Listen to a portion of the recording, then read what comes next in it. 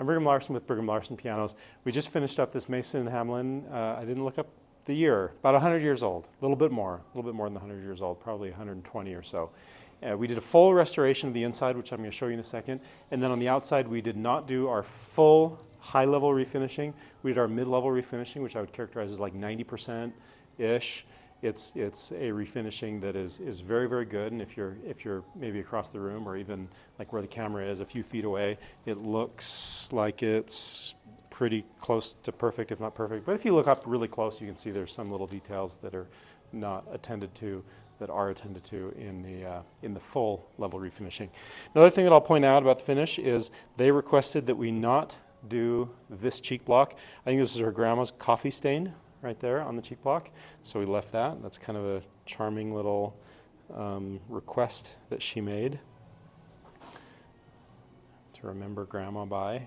And then and the pedals, I think pedals look awesome. Mason and Hamlin, I think, has some really good looking pedal designs, and those are the originals. Those are the original 120-year-old piano pedals, and we replated them, and they look awesome.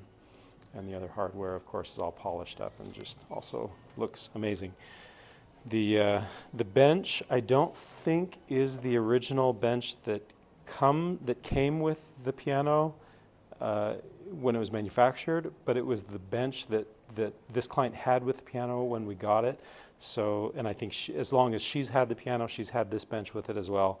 So we refinished that one to match also.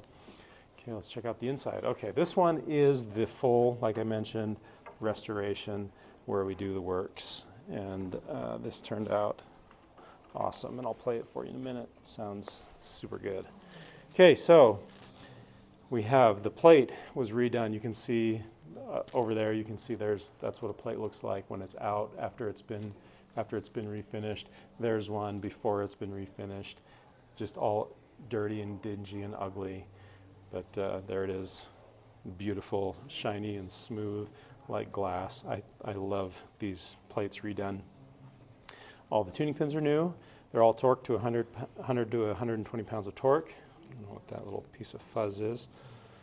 And then we've got all the hammers are new, all the dampers are new, all the strings, of course, are new, and the felt. And then over here, you can see that bridge. You can see the cap there where that bridge has been redone. The seam right there.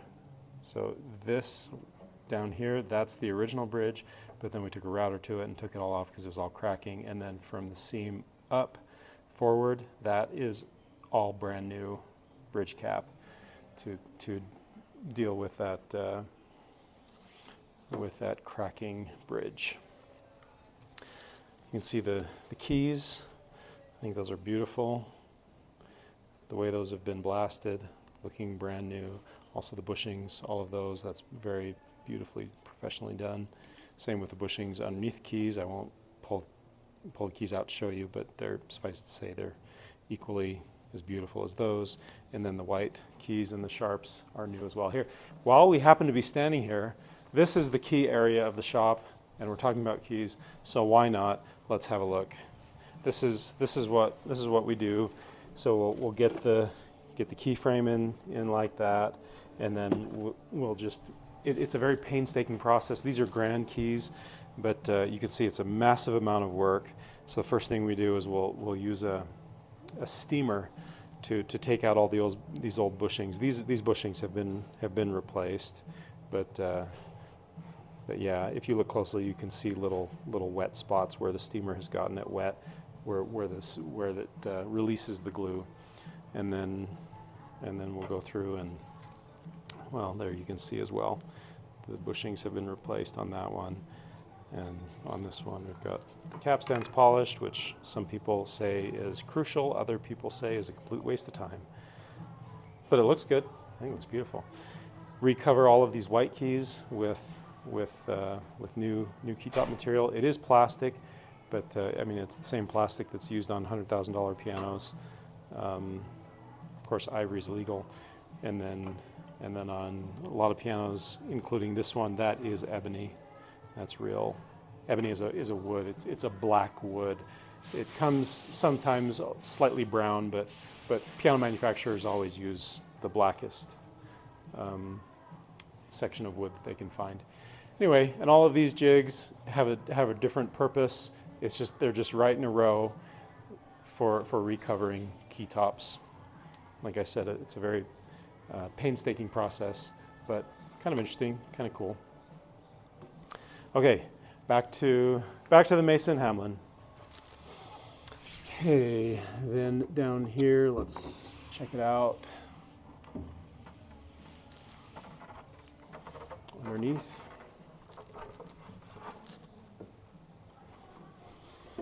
Okay, beautiful, beautiful work.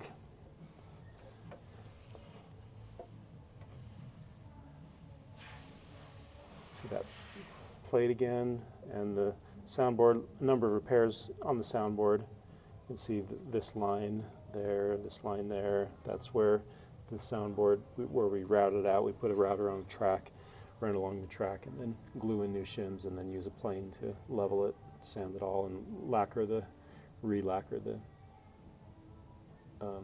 soundboard. Of course, all of these are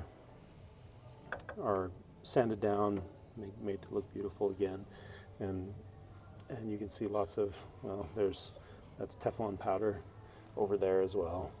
That's Teflon powder that's kind of spilling over, but that's what keeps it nice and squeak free. Okay, why don't we listen to it? Mason Hamlin, by the way, if you're not aware, Mason Hamlin is a high-end piano. They're manufactured in Boston. They still are to this day, and this is luxury piano, high-end.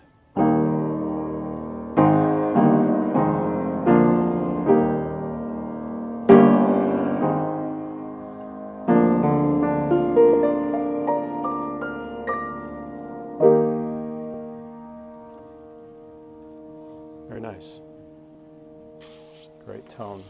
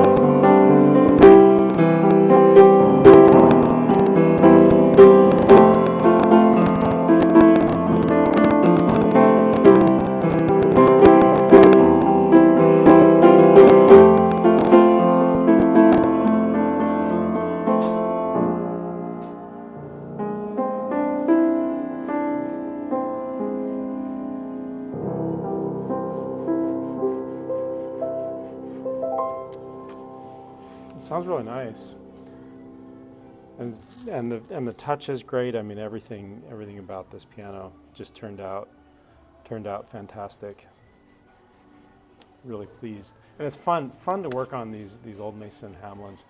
It's just like I said, everything is just like built to a really high standard, and it shows. It bears out in the guts.